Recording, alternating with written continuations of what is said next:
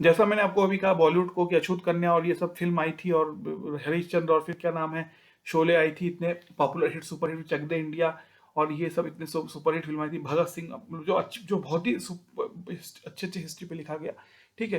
लेकिन वो है कि आपको पढ़ना है, डॉक्टर इंजीनियर है, चाहे माँ बाप देखने चले जाएंगे एक दिन इंटरनेट फिल्म देखने जानी है, ठीक है। अब दूसरा आता है, ये सबसे बड़ा वो है कि ये मैं कई स्टेप में ब्रेक करके बताऊंगा।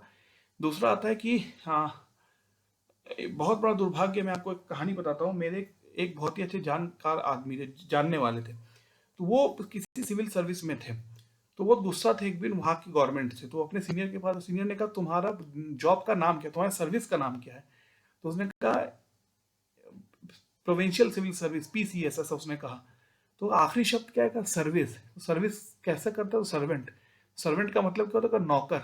तो कहा कि तो क्या आप मुझे बर्तन और झाड़ू लगाने वाला नौकर समझते हैं। तो कहा तुमको समझना है, तुम समझ लो। तो कहा कि सर्वेंट, इसको हिंदी में उर्दू में नौकरशाही कहते हैं, ब्यूरोक्रेसी को, ठीक है। जैसे आप जानते हैं डेमोक्रेसी चार भाग में, एक तो इलेक्टेड बॉडी जिसको लेजिस्लेटिव कहते हैं, एक आपकी ब्यूरोक्रेसी आईएएस आईपीएस और सब, उसके बाद आईआरएस और आईएफएस और आई इंडियन फॉरेस्ट सर्विस, सब उसमें आ जाता है। फिर आपका आता है, थर्ड आता है जुडिशरी, और फोर्थ होता है मीडिया। ये चार डिवाइडेशन है डेमोक्रेसी में, ठीक है, ठीक है। तो ये बात है।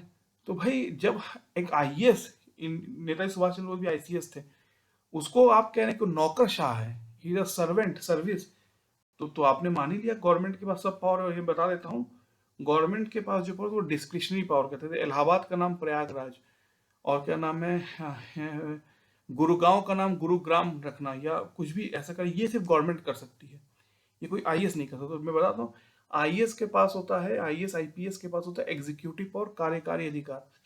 जुडिशियल जज के पास होता है जुडिशियल पावर, और गवर्नमेंट ऑफ द डे को होता है डिस्क्रिशनरी पावर। जैसे कि जज ने जब फैसला, शाहबानो केस का जब फैसला हुआ 1984 में, 85 में, तो on pressure Rajiv Gandhi ji prime minister थे, उन्होंने पार्लियामेंट की मेजोरिटी से शाहबानो के डिसीजन को रिवर्स कर दिया, पलट दिया। तो every last says will be the government of the day, that is the elected government, ठीक है, ये है। तो भाई जब आईएएस भी सर्वेंट है, जिसके नाम पे सर्वेंट लिखा है, इसको नौकरशाही कहते हैं, आईपीएस भी इंडियन पुलिस सर्विस, आई रेवेन्यू सर्विस है। तो आप जानते हो, अपने बच्चों को आप पढ़ाते हो कि पढ़ो, 4 साल यूपीएससी की तैयारी करो, पढ़ाते हो। तो भाई पढ़ के भी तो आपका बच्चा सर्वेंट ही बनेगा, जिसको आप कहते हो नौकरशाही या सर्विस। तो जब पढ़ के भी वो सर्वेंट ही बनेगा, तो भाई अपने बच्चों को, अपने घर के बच्चों को कभी कहो कि जाके इलेक्शन लड़ो।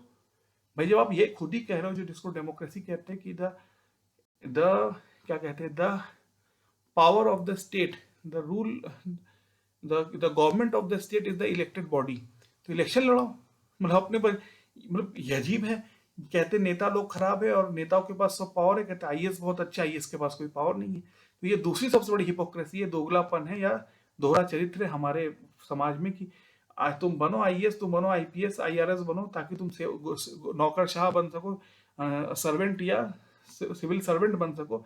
लेकिन गवर्नमेंट के पास पावर है, वो जो है गुड़गांव का नाम गुरुग्राम कर सकती है, वो जो है आपको ट्रांसफर कर सकती है। और मैंने तो यूपी में जिस हालत में देखा है सिविल सर्वेंट्स को, और वो एक ऑर्डर से आपको ट्रांसफर कर देगी फ्रॉम लखनऊ टू पीलीभीत, आप कुछ नहीं कर सकते।